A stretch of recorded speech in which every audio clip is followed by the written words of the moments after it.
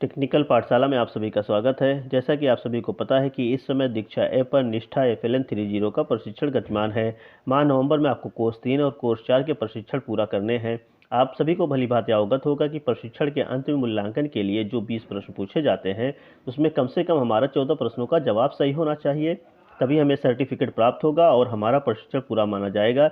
इसके लिए आपको 3 चांस मिलते हैं, किंतु प्रत्येक चांस में कुछ प्रश्न बदल दिए जाते हैं। प्रत्येक चांस में संभावित 40 प्रश्नों में से ही कोई 20 प्रश्न पूछे जाते हैं। 40 संभावित प्रश्नों की वीडियो को 20-20 प्रश्नों के 2 पार्ट में बनाया गया है। सभी 40 प्रश्नों का हल जानने के लिए आप इस वीडियो का पार्ट 2 भाग अवश्य देखें, जिसका लिंक इस वीडियो के डिस्क्रिप्शन बॉक्स में मिल जाएगा। तो चलिए कोर्स 4 बुनियादी साक्षरता एवं संख्या ज्ञान में समुदाय एवं अभिभावकों की सहभागिता के मूल्यांकन प्रश्नोत्तरी को शुरू करते हैं।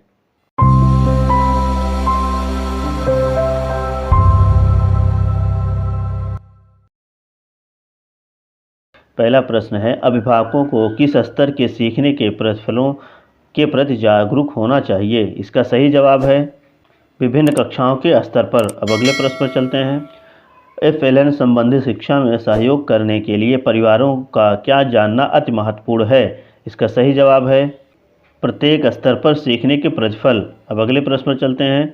बुनियादी स्तर पर FLN कौशल बढ़ाने के लिए अभिभावकों का सहयोग क्यों आवश्यक है? इसका सही जवाब है क्योंकि बच्चे घर पर विद्यालय के अतिरिक्त सर्वाधिक समय व्यतीत करते हैं, इसलिए घर से सहयोग अति महत्वपूर्ण है। अब अगले प्रश्न पर चलते हैं।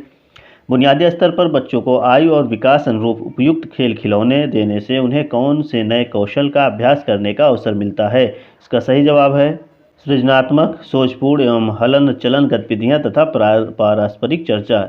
अब अगले प्रश्न पर चलते हैं। अभिभावकों द्वारा बच्चों की कहानी के प्रति जागरूकता बढ़ाने के लिए कौन सी गतिविधियाँ की जा सकती हैं? इसका सही जवाब है जोर से बोलकर पढ़ना। अब अगले प्रश्न पर चलते हैं। अभिभावक घर के विभिन्न हिस्सों को लेबल करके मुद्रित और संख्यात्मक वातावरण निर्मित कर सकते हैं।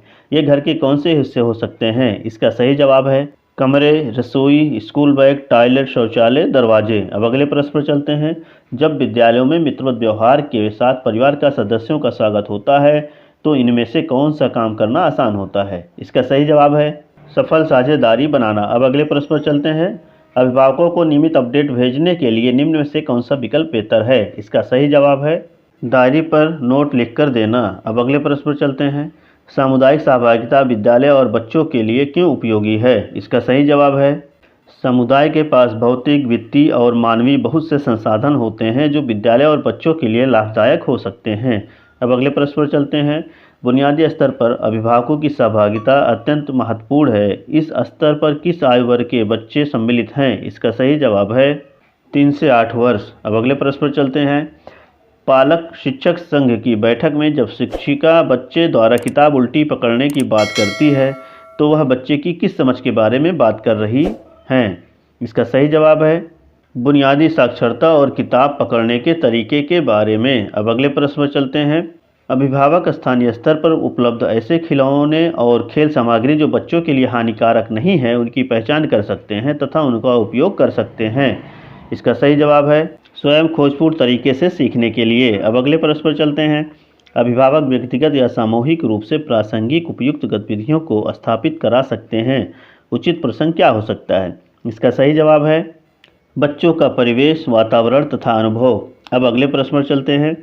स्थानीय रूप से उपलब्ध निःशुल्क सामग्री का कलात्मक गतिविधियों के साथ प्रयोग व प्रदर्शन करना किस प्रकार की गतिविधि है? इसका सही जवाब है संलग्न रहने वाली गतिविधि। अब अगले प्रश्न पर चलते हैं। पालक शिक्षक संघ की बैठकों में नियमित रूप से सम्मिलित होने से अभिभावकों को बच्चों की किस क्षेत्र में प्रगति के बारे में पता चलता है? इसका सही जवाब है बुनियादी साक्षरता। अब अगले प्रश्न पर चलते हैं। विकलांग बच्चों को घर में शिक्षण देने में अभिभावकों की मदद कैसे की जा सकती है? इसका सही जवाब है होम स्कूलिंग के लिए विशेष शिक्षकों के साथ मिलकर काम करने वाले संसाधन केंद्रों द्वारा घर में शिक्षण में मार्गदर्शन देकर। अब अगले प्रश्न पर चलते हैं।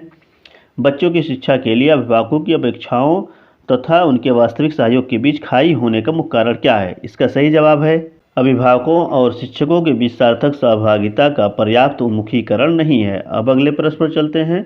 बुनियादी साक्षरता तथा संख्या ज्ञान कौशल को कैसे बढ़ाया जा सकता है? इसका सही जवाब है बुनियादी साक्षरता तथा संख्या ज्ञान गतिविधियों में अभिभावकों की शिक्षा तथा सहभागिता बढ़ाकर। अब अगले प्रश्न पर चलते हैं। अभिभावकों को बच्चों की शिक्षा में सहयोग के लिए शिक्षित करने के लिए निम्नलिखित में से किस तरीके का उपयोग किया जाना चाहिए? इसका सही जवाब है अभिभावकों की सुविधा के अनुसार औपचारिक और अनौपचारिक संवाद खुला रखना। अब अगले प्रश्न पर चलते हैं। FLN मिशन के दिशा निर्देशों में अभिभावकों को संबद्ध करने के लिए निम्न में से कौन सा सुझाव दिया गया है? इसका सही जवाब है आकलन के परिणामों को साझा करना।